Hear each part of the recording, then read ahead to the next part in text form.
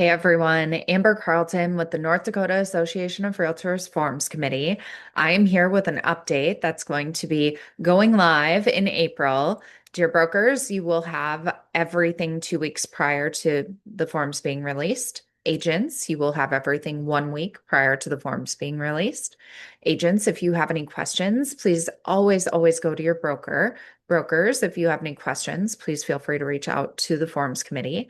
And with this too, I'm going to be sharing the intent of the Forms Committee, how we perceive it, but your broker, your designated realtor is always the one that's liable for you. So however they recommend you use the forms, you must follow your broker's advice.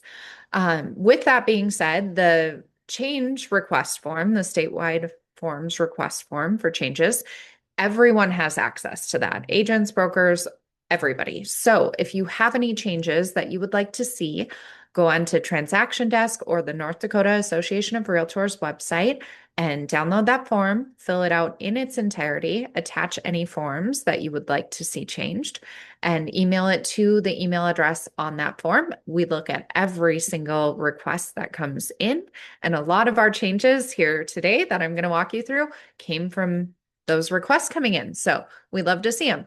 Okay, diving right in. We've got our buyer closing request form.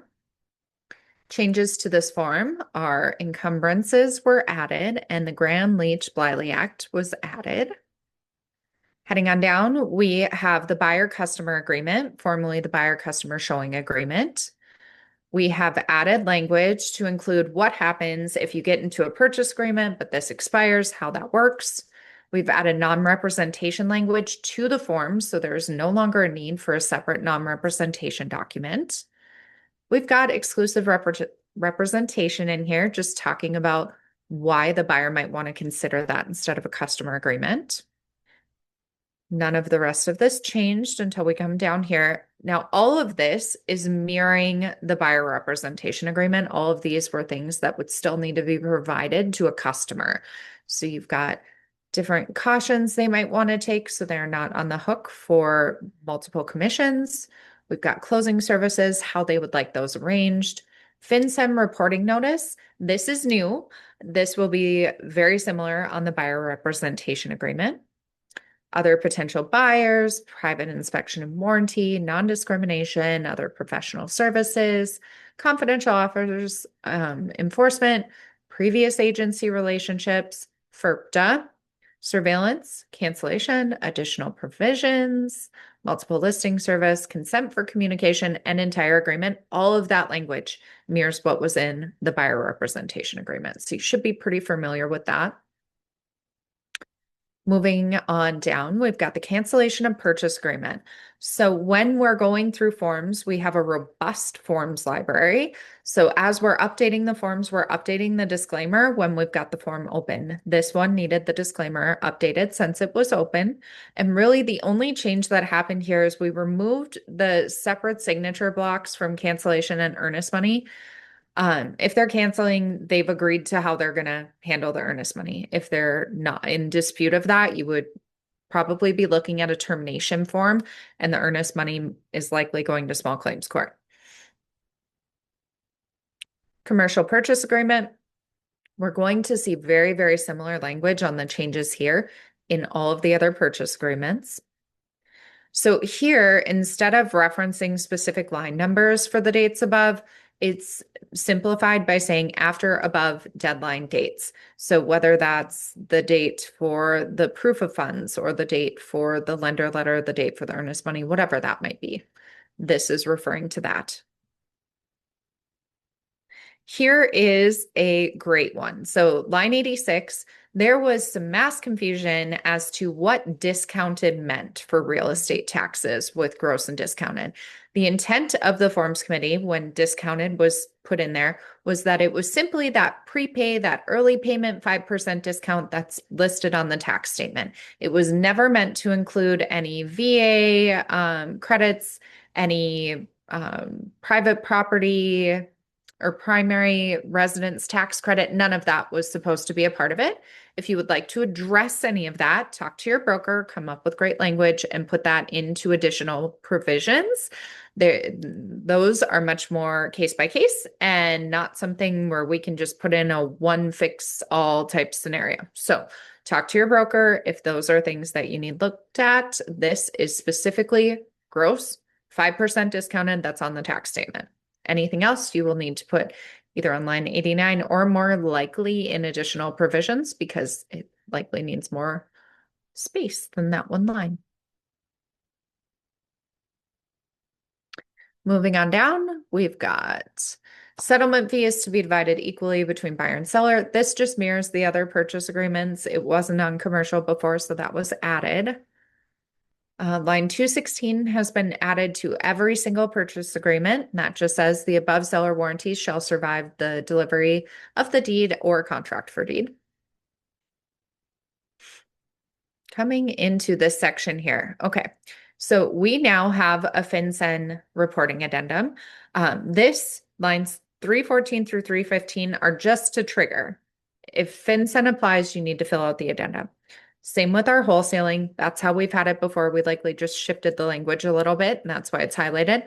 But if wholesaling applies, you need to fill out the addendum. And we also took out all of the FERPTA language as it's lengthy and pulled it into an addendum as it's not utilized that often in our market. So if FERPTA applies, now you will check yes here and you will complete the addendum. We also cleaned this up instead of saying Central or Mountain Time. Now it just says references to in this purchase agreement are based on location and time zone of the property. So wherever the time zone of the property is the time zone you will be operating in. That will be the same throughout all of the purchase agreements. Okay, so on to the escalation addendum. There was some confusion on this one too. So we've got the date of the purchase agreement, added competing offers here. Calculation of competing offers. This should be helpful to everyone to clear up any confusion. And documentation of proof. Just clearing up any confusion. Exclusive right to represent buyer. Here we've updated the disclaimer because we have the form open. We did add the language that the buyer is not responsible for a fee if they enter into a new agreement after this one is voided or expires. FinCEN reporting notice. This is probably the biggest thing. Please read through this diligently. This is just making the buyers aware that if they're buying in a certain manner or trust or entity, that they may have to comply with FinCEN reporting. And that's it for that one. Exclusive right to sell. Now we're on the listing side. We're going to see very similar FinCEN language. It will just be pertaining to the seller versus the buyer. And here we are, 219 through 225, FinCEN reporting notice.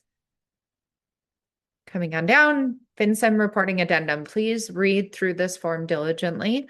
This is a brand new form, and this is what you'll be completing when you have buyers that are cash sellers in a situation where FinCEN is now pertaining. And all of this will go to the title companies as well.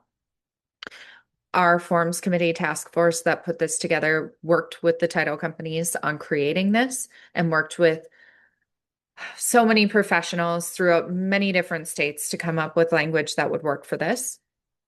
Now, we all know once it's in practice, may it need some changes? Possibly. So we will handle that if we need to, but that should be good for you.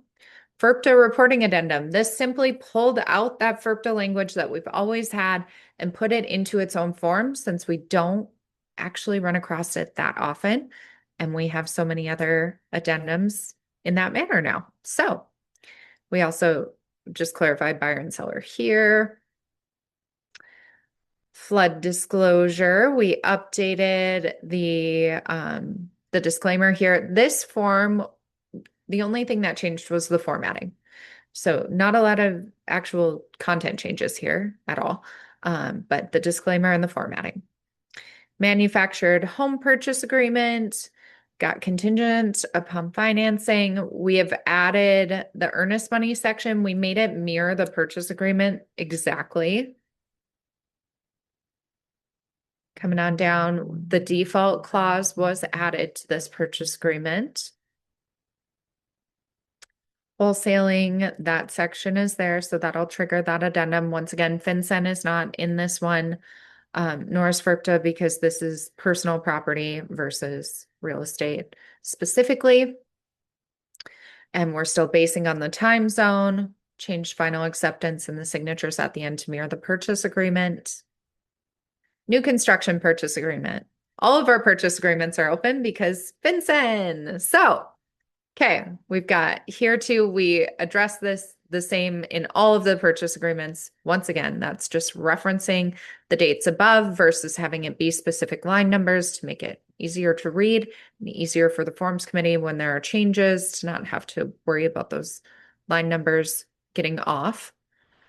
We have addressed line 170 again with gross and 5% discounted.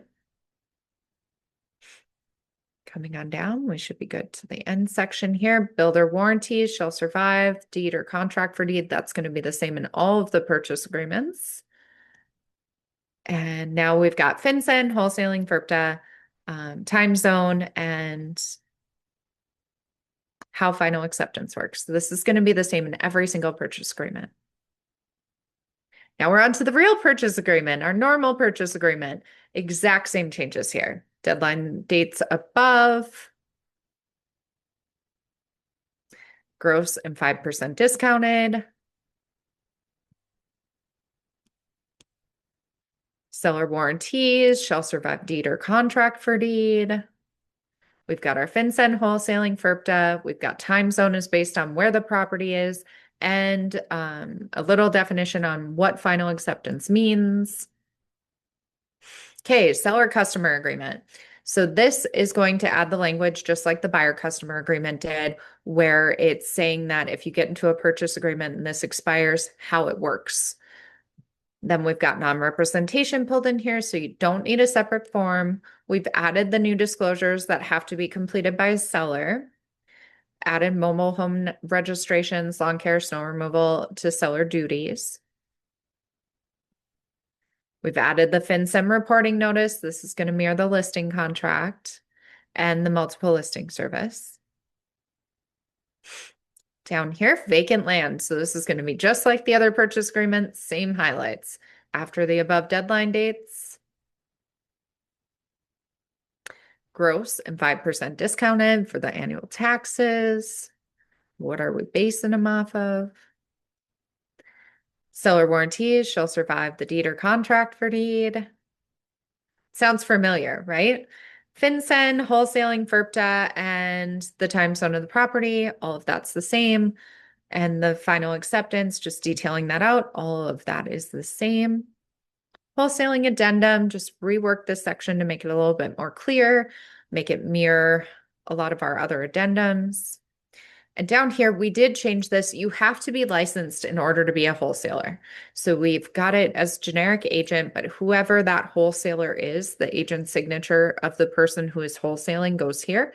And then this form needs to be provided to the buyer and the seller. Everybody needs to know what's going on. So the signatures, it doesn't say seller signature or buyer signature because this form should be going to both. Everybody needs to sign off on it. And that's it. So if you have any questions, please reach out. Thank you so much for watching this video. And the Forms Committee is just excited to keep bringing you new and updated tools so that you can stay ahead of the game. Take care.